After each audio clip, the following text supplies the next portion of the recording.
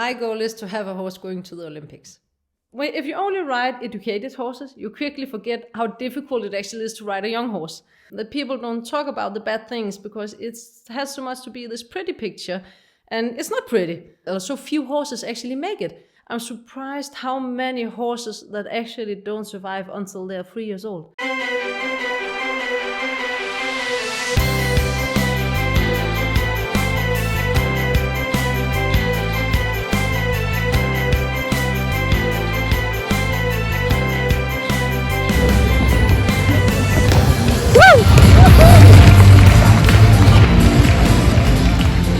Charlotte, how did you get where you are today? Where am I today? Today I'm jumping 2-star, ready for 3-star level, and then I'm breeding quite a lot. And how did I get there? It's a long process. It starts from when you're a little kid, and back from when I was very little, my mom, this is what I was told by my mom, I don't remember it. She showed me this box of all the rosette, I don't remember the rosettes. Yeah, the rosettes, yeah. She showed me this box, and then I was just like, oh, I want to get those as well. And then you have to start riding. And then I started riding, and I was 9 years old, so I was actually a little bit old than a lot of other people when they start riding. So, and then I wanted a horse, and then I got a horse, and I think within 2 years we had 3 horses, because my mom, she was riding herself. When she was, not when I was a child, but when she was young herself, and she jumped like 150 classes. So it kind of came from there, and then just, a lot of hard work and wanting to do it, and always believed that I could go to, now I'm jumping 150 classes, and I always believed that I could reach this level, but I did not reach it before last year when I was 32, and I always believed I could reach it, but it just takes time, it takes luck, it takes the right horse, and when you don't have the money to buy those horses, then it just takes more time. If you could please tell me more about yourself, like for example your studies, a bit of your personal life. Yeah, I went through normal school and high school, and I have also been studying law at law school, and I finished law school. I finished 5 years ago, a little more than 5 years ago. It took me quite a lot of time. It took me almost, I think it was 8.5 years. Normally it's 5 years, but I was a bit unlucky that my mom died. It's actually 10 years ago this year. So that also influenced a lot on also my riding, and how, because me and my mom, we had plans to go, that I should get a better horse to go some bigger classes, but then she died, and then everything just changes in your life. So that's my educational background, that I have been at the university studying law, but I don't really use it so much because I want to do the horses. I don't want to do normal work from 8 to 4 o'clock, and So what are your working hours? Working hours, what is that? That's from, I don't know. What you mean, I guess, is that you're actually not thinking of being with horses as a work. No, not really.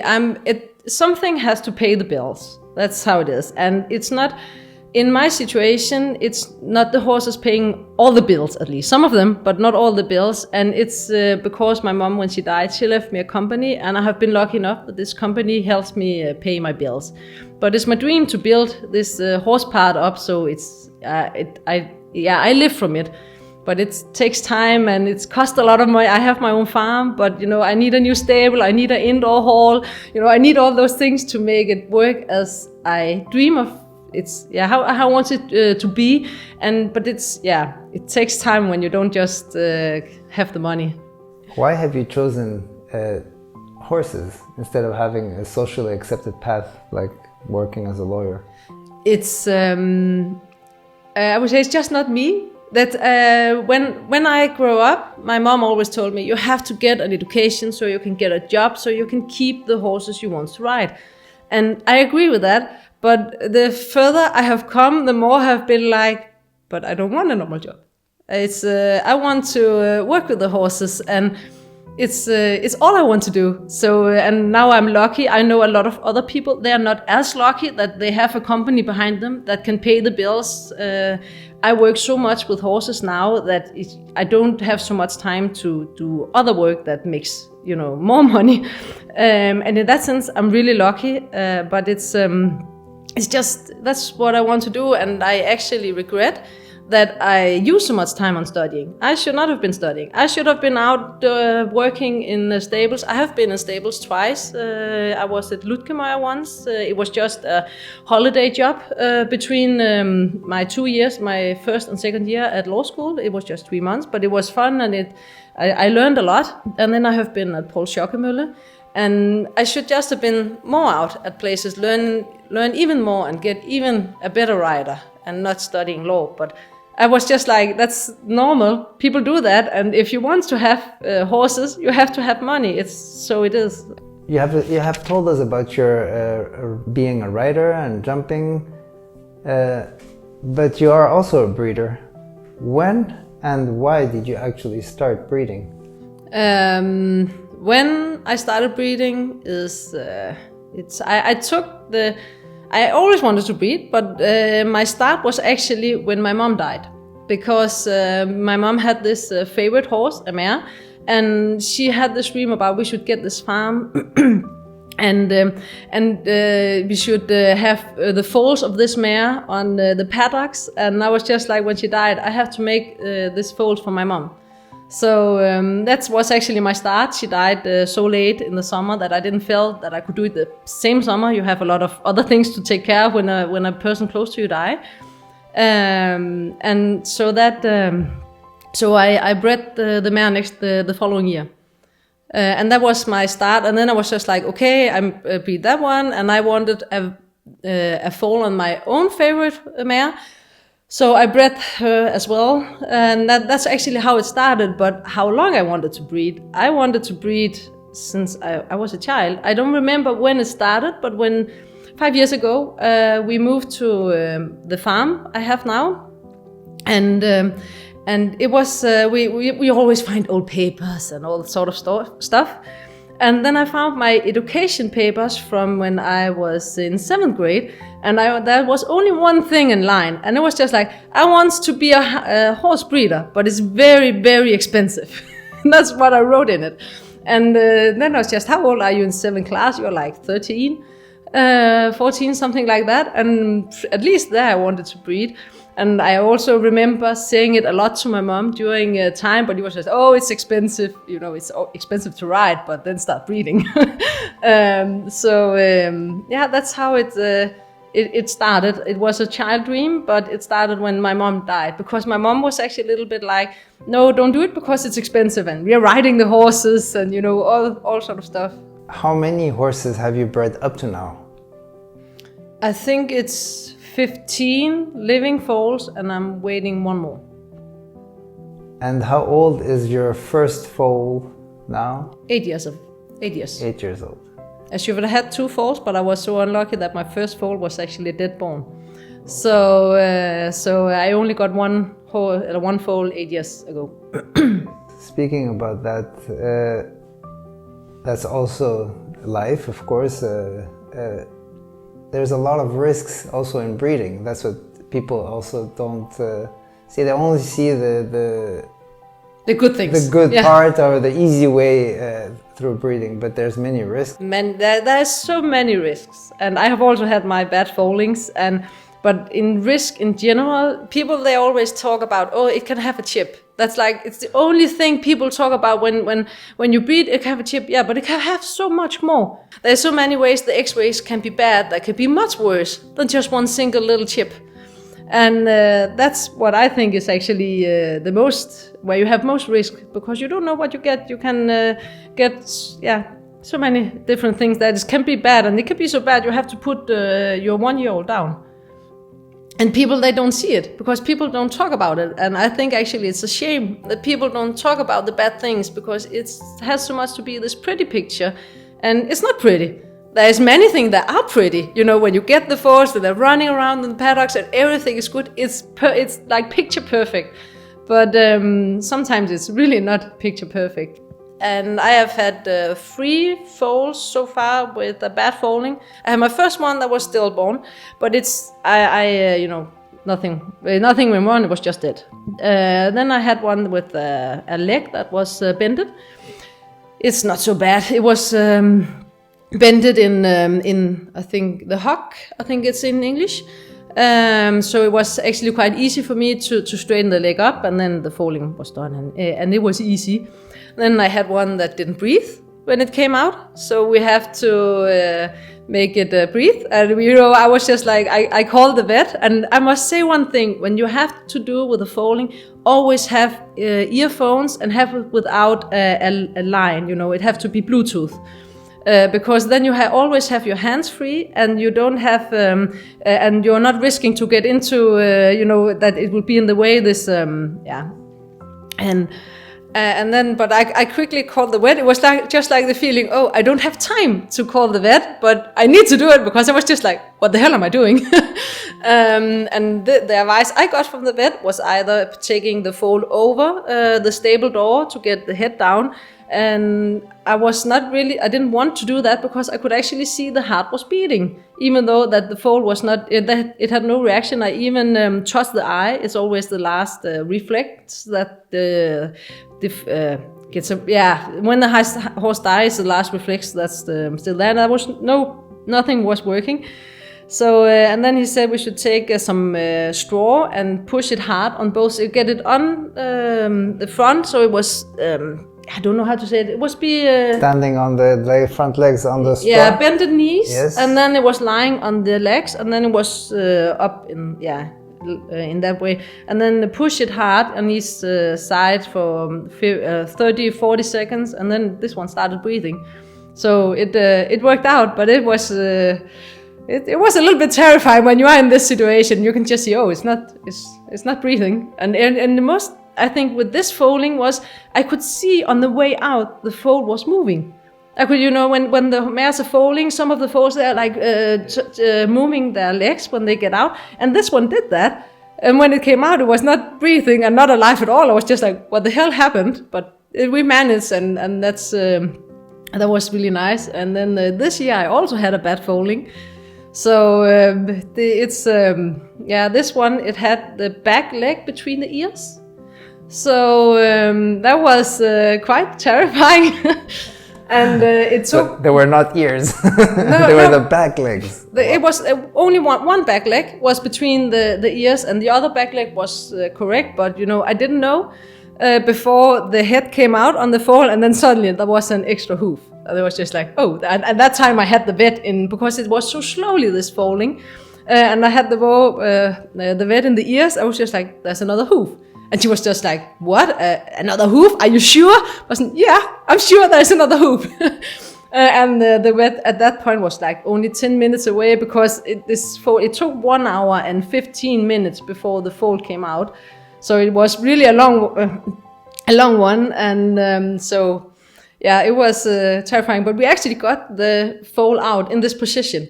Of course, the vet said, start trying to get it back, see if you can move the back leg, and I couldn't move anything. Moving a foal in a foaling, it's like punching to a wall. It's so hard, and I don't say people can't do it, but I don't have the muscles to do it. I have tried now also with the one with a bended front. I also tried to get that a bit behind, and I was just like, I can't do it. As soon as you try to push it, the mare is just like pushing back, and they are much stronger than we are. So, but we managed to get the foal out, and it was actually alive, and it's still living now, 2 months old. So that was quite a happy ending, and the mare nothing was with the mare either. Normally you always get like the foal is not good or the mare is not good, but both are perfectly fine, and that's like a miracle to me. Well, these are real stories, huh? And that's only on 15 foals. When you say 15 foals, imagine. 15 foals, and and 3 of them have been this bad. And then if you consider the stillborn foal, then it's 16 foals and 4 times. something has not worked out for me. I think that's quite a big, that's quite a lot. And I know other breeders have not been that unlucky, but it's some people it happens to, and some people it doesn't happen to. But it's really a high percent. Speaking about your first foal, you said she's 8. Is it the mare? No, that was a gelding, and it was by Untouchable on my landlord Allegro mare, and I sold it to Sweden 2 years ago. Then I have a 7-year-old. It's a full sister to the one that was stillborn, and it's doing good. It have had 2 foals. And I got the first one I got was a mare, and the second one was a stallion, and I sold the stallion.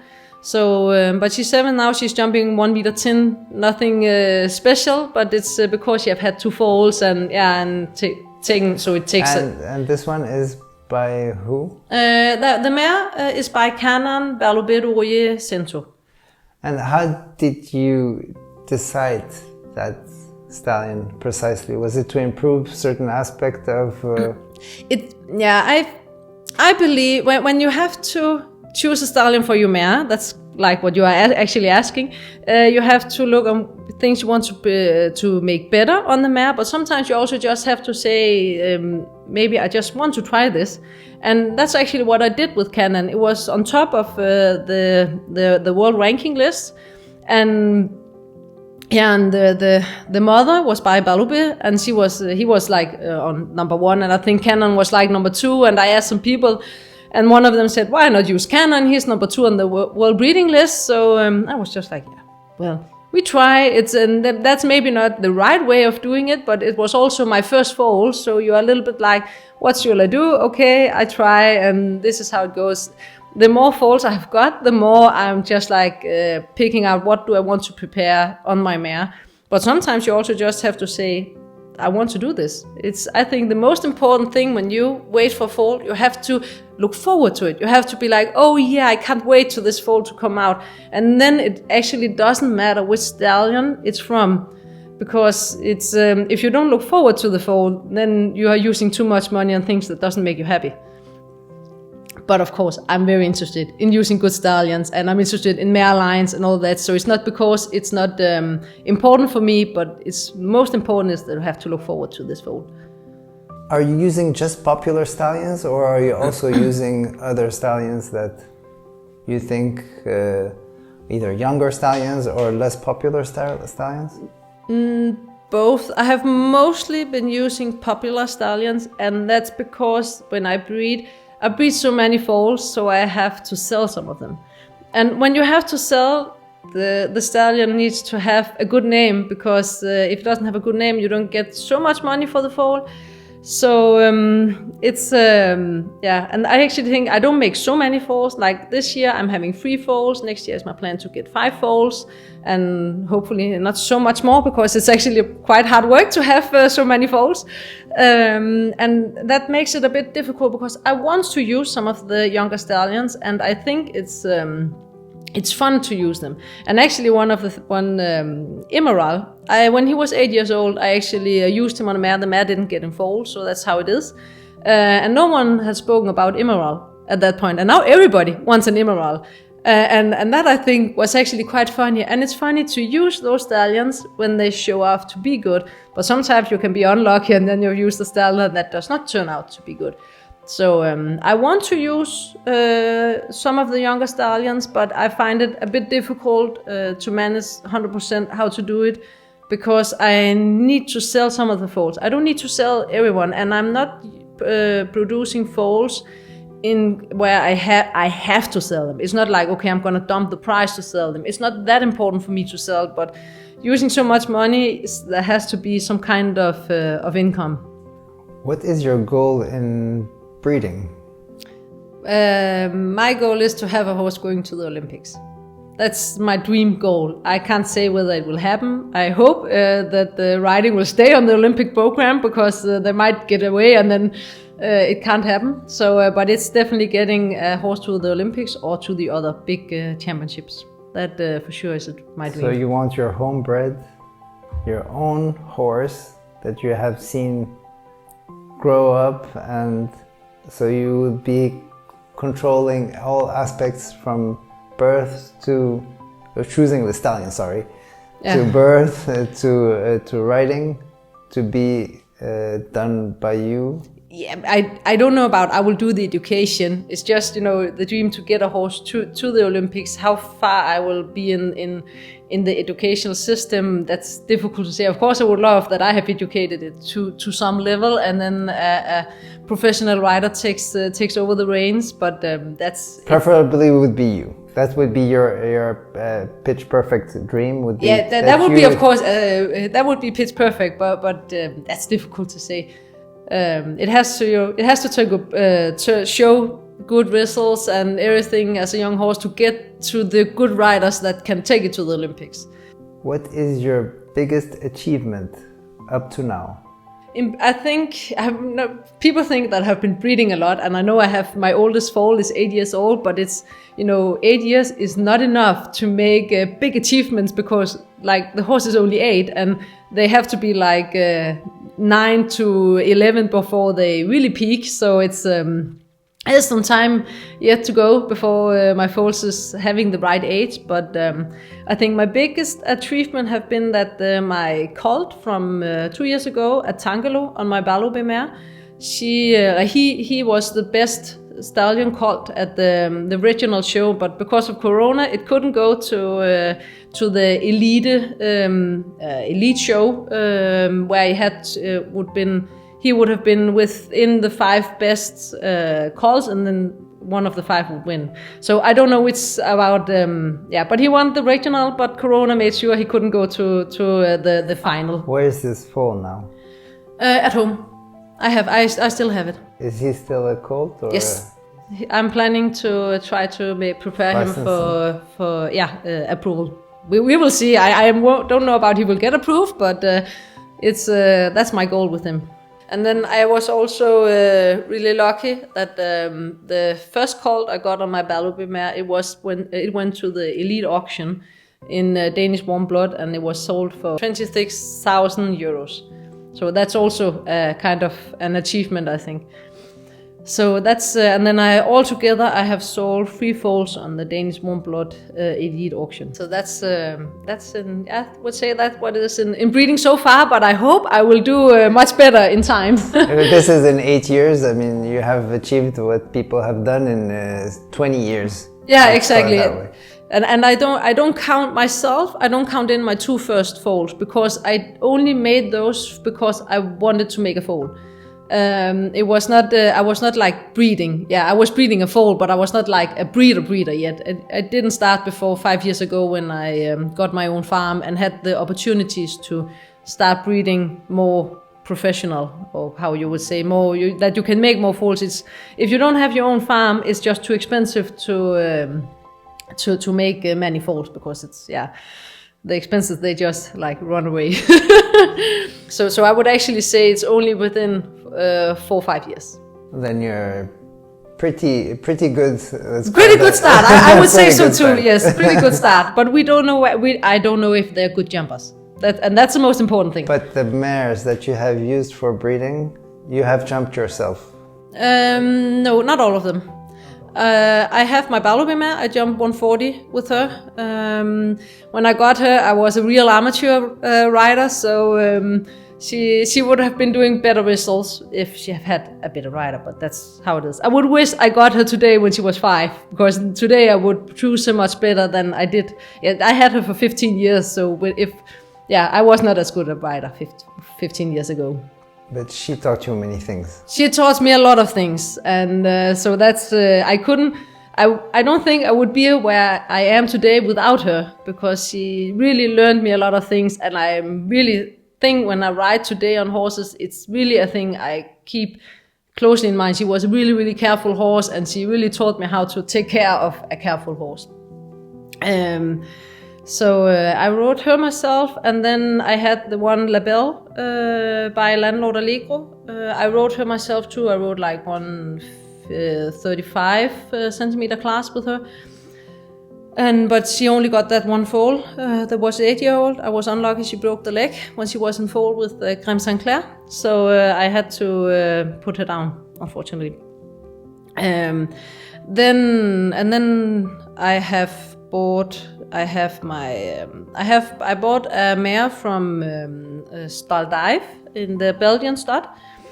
Her name is Biscotta, and she's by Berlin with Kidam de Revel as grandsire. And I bought that mare because I saw Charlotte Lund, or Charlotte von Rønne today is her name today. She rode this horse named Banana Dive, and I loved that horse. It was, and I always had the thing with Balubé de Rouillet. When I was a little child, he was always winning when I saw him on television. So he was just like my dream sire.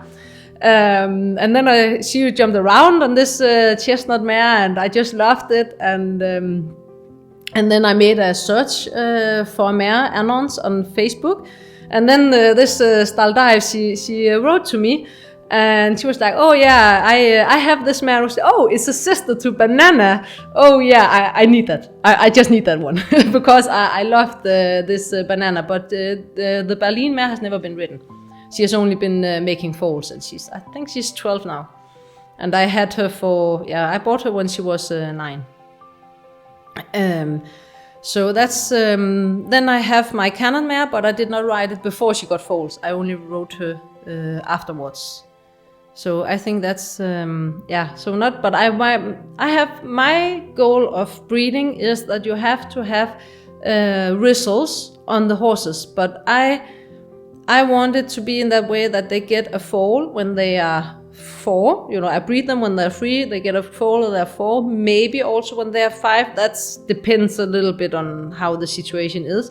And then they shall go to competitions, and then I choose which one I want to keep and which one I want to sell, and which one should go in my breeding program. And that's also why I think it's important for me that they get 1 or 2 foals when they are young, because while you produce them to their riding career, then they will grow up and you will have some kind of idea what horse you get, and then you can see, okay, I want this one to stay in my breeding program, and this one maybe the foals are not good enough, or maybe you get a mare and you say, okay, I actually let go of this one because now I have this mare I can keep the line with.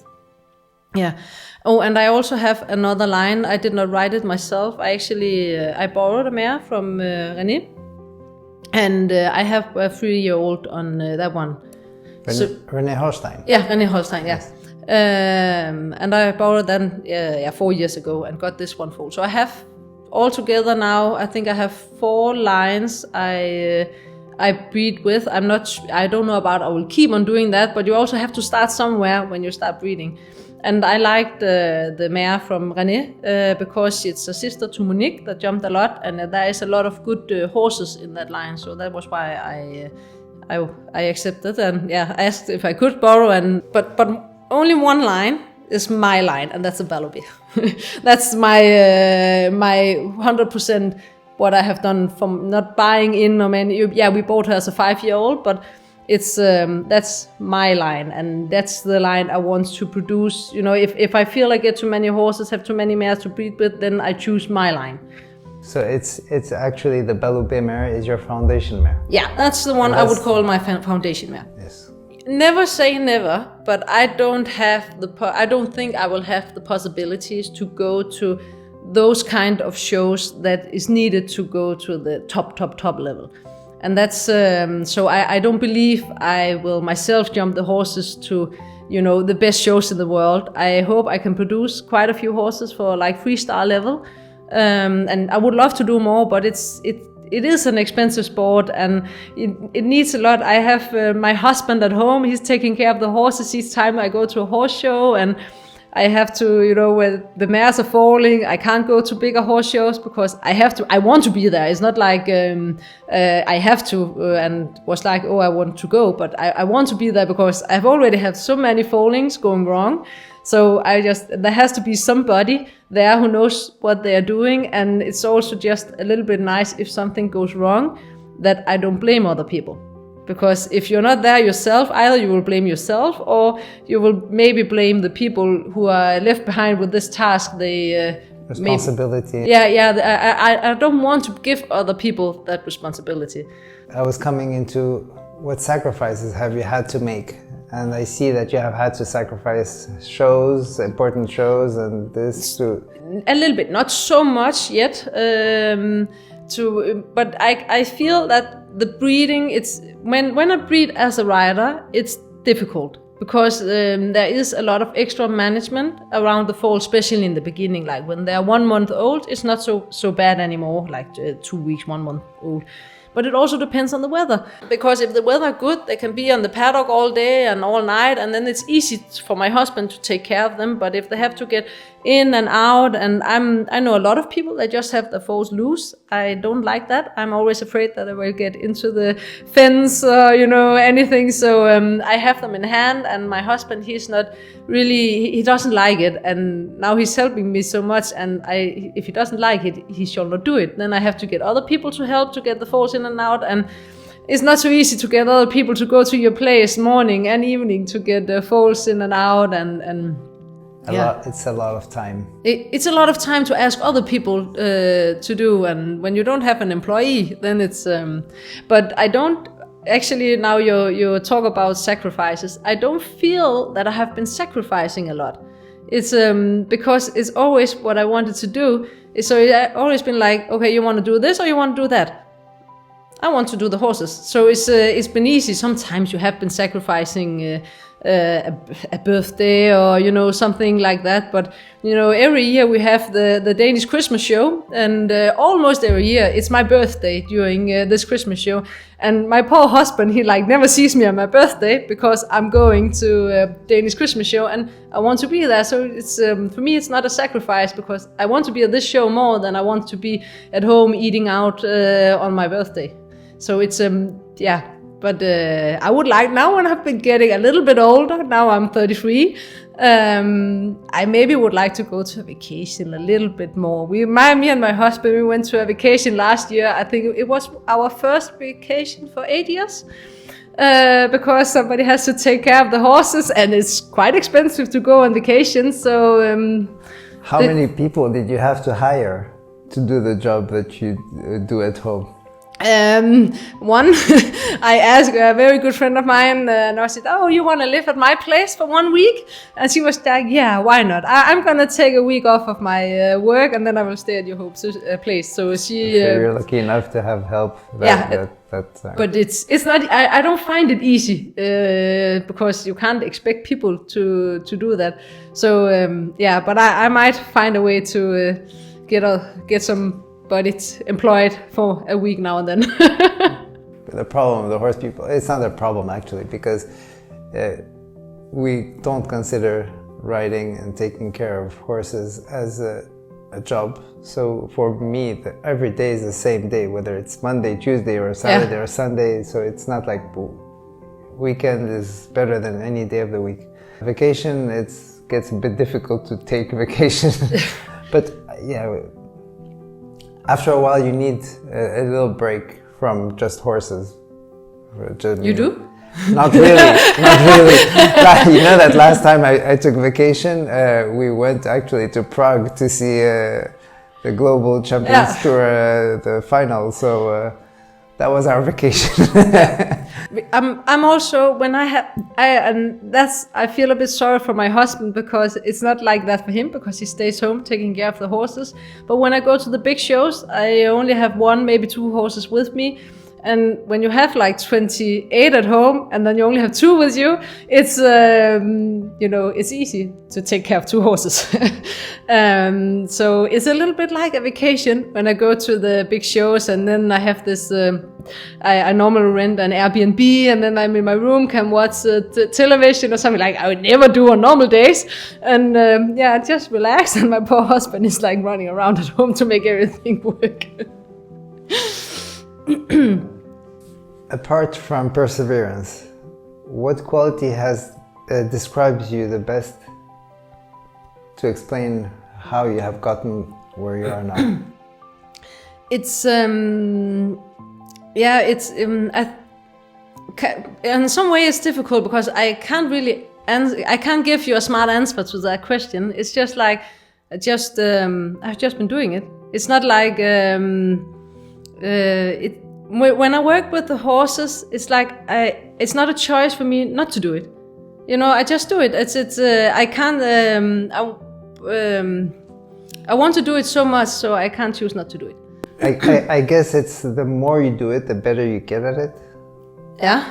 There has been a constant evolution in your writing, whether you have noticed it or not. I'm pretty sure you have, but the end result was due to many horses or many time. I guess you have been writing all the way through, but I actually think my the thing that I have been best at is knowing which way to go. I've not known the answer, but I have just like, if I had two trainers I could choose between, and I saw them teach, I was just like, that trainer or that trainer, okay, I have definitely going with that trainer. And I think that's have been my luck. I also had my mom until I was 23, and she knew something. She jumped like 150 classes herself, and she could also help a little bit. Of course, we talked a lot, but I think it's the best thing for me, and is the good reason I'm where I am today, is I have known which way to go, and I have believed in it. And then it has worked out. I don't say everything has worked out, but like I bought Didmarcia, the horse I'm jumping 150 with, and when I bought it, I was sure it was going to be jumping 145. It was 4 years old, you saw a loose jump, and I know you can never know if a horse is going to jump 145. And everybody says that when you see a young horse. Yeah, it looks nice, but you don't know. And I agree. You don't know whether the horse will or not. But I believed that this horse, it was going to jump 145, otherwise I wouldn't have bought it. And then there was a lot of hard work. She was a very difficult horse as a young one. She's by Clarimo, and with Conair as a grandsire, so that might say a little bit why she was not so easy as a young horse. And then I have been working with her, and when she was ready, I took her to another trainer, and yeah, I've just believed in it and worked with it. But of course, sometimes you get a period where it's just like, okay, I'm never gonna fix this. And then it's the moment where you have to believe, okay, I can fix this. If you can, you also have to be realistic. If you can't do it, I think it's stupid to keep a horse too long because you are so focused on, I can fix it, if you don't have the feeling that you really can do it. Of course, you should give it a chance, but if you work with one horse for 1 year or 2 years and you still haven't fixed it, then maybe it's just not the right match. So it's... you have to, it's depending on the situation, but I think for me, really, I have always known which path to go, even though I have not really known what the answer would be in the end of the path. You have to be stubborn, but not too stubborn. Yeah, and sometimes you can be too stubborn, and I think that's how you learn not to be too stubborn sometimes, because when you get a horse and you're just like, okay, maybe this is not the real match, then you should be able to say it and acknowledge and just say, yeah, that's how it is. Who do you look up to? Who I look up to? For example, in your personal life, and also as a rider or as a breeder, who do you look up to? Of course, I look up to my mom. That's she jumped the big classes and she was good, and yeah, she was my mom, so she is her I really looked up to. And of course, I would say of the best riders in the world now, it would be like Peter Fredriksson and Ben Meher, that they do the job they do. And as a breeder, it's I don't know all the breeders. I would actually say of the Danish breeders, I would say Lene Ibsen. She has been doing really good things. She has also been she chose a lot of young stallions. She has been taking some chances in that way, and I think that's really good. And she's she's also really stubborn about the value of her horses. She knows what her horses are worth, and that's something I find really interesting to follow on the sideline. What keeps you motivated? Because we all know that it's not always sunshine, and sometimes it's raining, sometimes there's things that happen that are not always... It's what keeps me motivated. It's in riding, it's for sure competitions. When I don't want to ride a horse, but I know I have to go to a show in 1 or 2 weeks, then I have to ride the horse. And now I'm not always as a good morning person, but sometimes I ride the horses like 12 o'clock in the evening because I didn't ride it earlier, so now I have to ride it if I want to go to the show. So that's and then it's just this feeling of I can't choose not to do it. It's not like a choice for me not to do it. So I do it because I have to and I want to, and those days where I'm not motivated, then I still have to do it. And of course, now and then, like everybody else, sometimes I can wake up one morning and it fits maybe good, and maybe it's a Monday after a show, and there's maybe 2 weeks to the next show, and I can wake up and say, okay, tomorrow I'm not gonna ride, or today I'm not gonna ride. I need a day off, and maybe I just ride 1 or 2 horses and not all of them. But of course it has to fit into the program for the horses and for myself, because I can't. If you have a wild horse and is going to a show tomorrow, I'm just like, okay, maybe I'm not giving that horse a day off if I'm going to the show next day.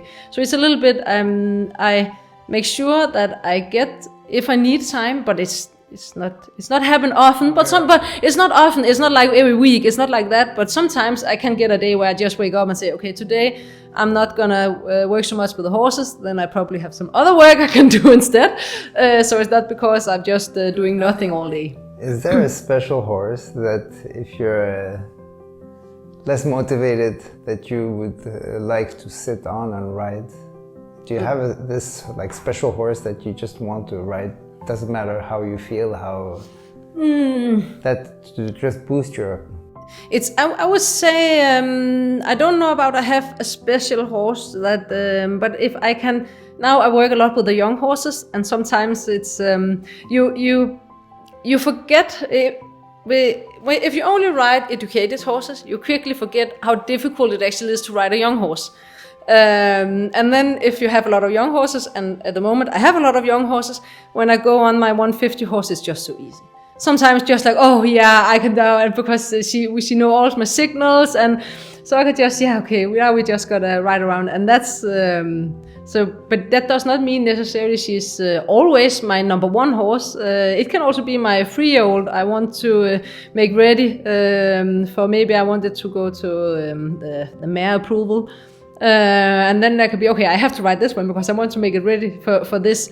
So it doesn't have to be one particular horse, but I would say if I was still riding my Barlowby mare, she would definitely be that one.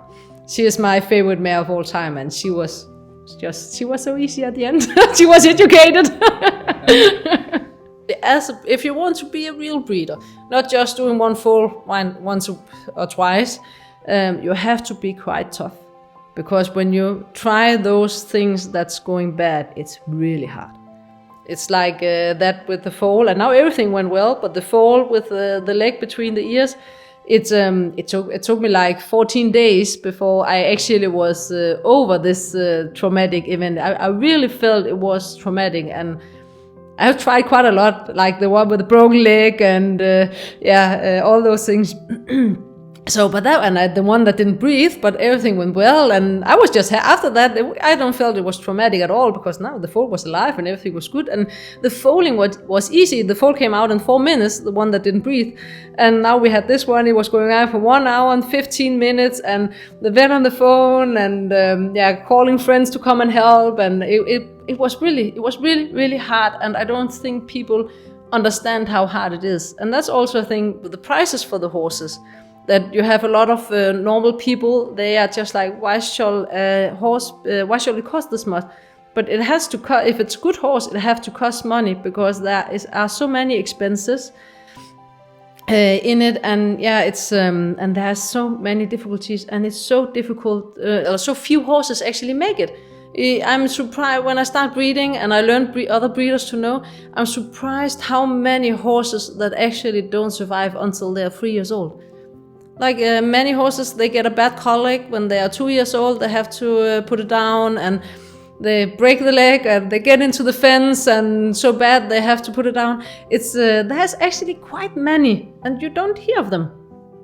Yeah. Only if you are close by, then you hear it. But it's not something people talk so much about. And it's good that you're using your platform through like Facebook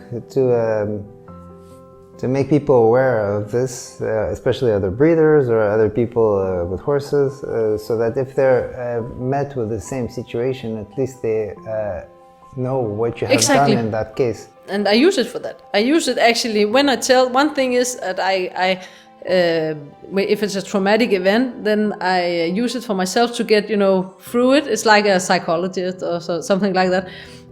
But I also do it because I want people to know if they get this situation, what they can do. They have to remember reading, of course, this post, and I don't know if they will, but it's just maybe they know, I remember there was something there and they're in this situation, and if they can't get the vid or anything, then they maybe, if they know me, they can call me. Of course, people are always allowed to call me if they have a question for breeding, or if they are in the middle of the night, need something. I always want to help other people. Have you realized that some stallions, the patterns of the kind of horse that you get out of a certain stallion, or have you been using different stallions? I must say Clarimo have been my favorite stallion to use so far. I have bred 2 by Clarimo myself, and then I have bought 2 horses by Clarimo, so I have had quite a few. But it's because he makes them look good, but he also makes them kind of unrideable. That's at least one of his marks. So I have used him. Now the Clarimo I have on my Canon, it's very rideable. The Canon mare is really rideable. I know the mother, the Balube. I know a lot of people say Balube is making them difficult to ride, but my Balube, she was a bit difficult as a young horse, but again, I was not riding so good, so it's difficult for me to say either was the horse difficult or was I just not riding good enough. But when she was a little bit educated, she was the most easiest horse. The Canon, now 7 years old, only ridden for like a year and a half. So easy to ride. I can put everything on her and she just does what she is asked to do. So putting Clarimo on that, I was not worried. And now the Clarimo 3-year-old, I'm riding it so easy. It took like three times, then I could ride it around on the arena. And then I also use Clarimo on my Balube mare, but I have sold that one. It was a 1-year-old now. So it's Clarimo is really something I like because he gives blood and he gives good-looking horses. Some people, they are like when they breed, if they think they have found the perfect match, they want to keep using it. And I understand that. If you have a perfect match, then you should use it. But I'm also a little bit like, what if the next match is even more perfect? So I like to use different stallions. On my Balube mare, I'm waiting a Tangulo again, and because the Tangulo I got 2 years ago, it was outstanding. And that was like, okay, I have to try again, and then cross my fingers, it will be a mare. But I'm not planning to use him again because I like to try other things. And yeah, now Tangulo is an old stallion, but if they are not too old, then if you wait 2 years, hopefully you can still use the stallion again. If you find out, okay, it was really a better stallion, a better foal you got with that stallion. Thank you so much. Yeah. It was a really nice talk.